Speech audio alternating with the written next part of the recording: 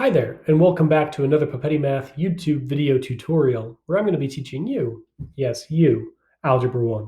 And in this video, we're going to be looking at zero and negative exponents. In Lesson 1, you were introduced to scientific notation.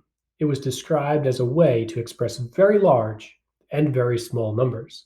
In that lesson, however, you only worked with the very large numbers. So, in this lesson, we're going to be looking at what might make a number very small and how it can be written as a power.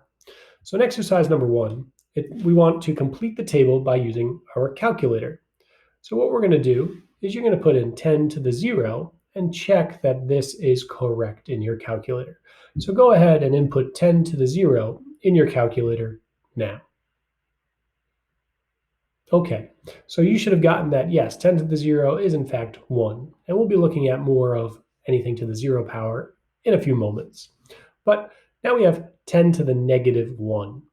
And when you put that in your calculator, again, you're going to use 10 and then the button that looks like that. Your calculator might show it different, but to get to an exponent, and then negative 1. And you should get 0.1 as a decimal.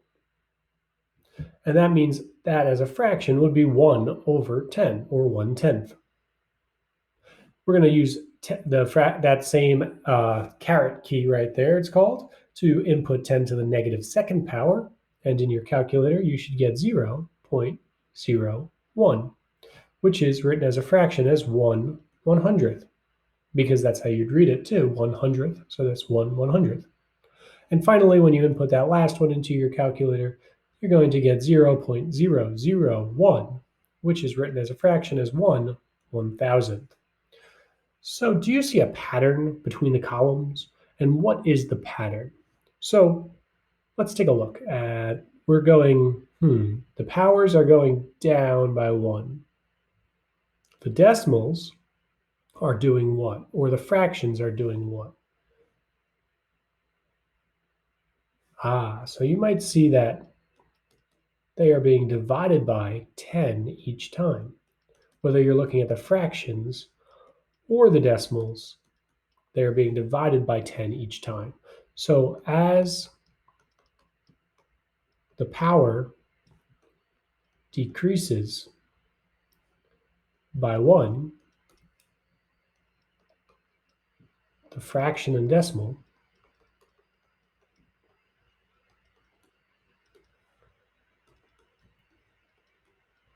is divided by 10 each time.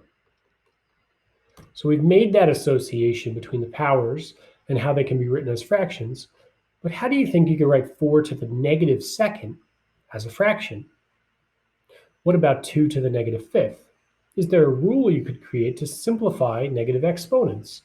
So if we had 4 to the 0, that's going to give us 1 as you put that in your calculator. And then 4 to the negative first in your calculator would give you 0.25 or 1/4. And if you did 4 to the negative second in your calculator, you'd get a decimal, and that would be equivalent to 1/16. So 4 to the negative second is 1/16. And now 2 to the negative fifth, 2 to the 0 in your calculator would give you 1. 2 to the negative first would give you 1/2. 2 to the negative second would give you 1/4. 2 to the negative third would give you 1/8. 2 to the negative fourth would give you 1/16. And 2 to the negative fifth would give you 1/32.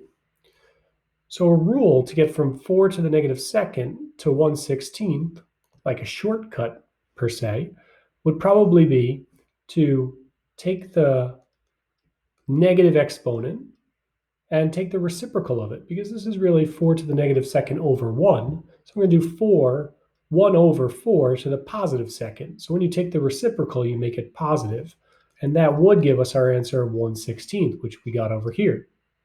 Same thing with 2 to the negative fifth. That's really over 1.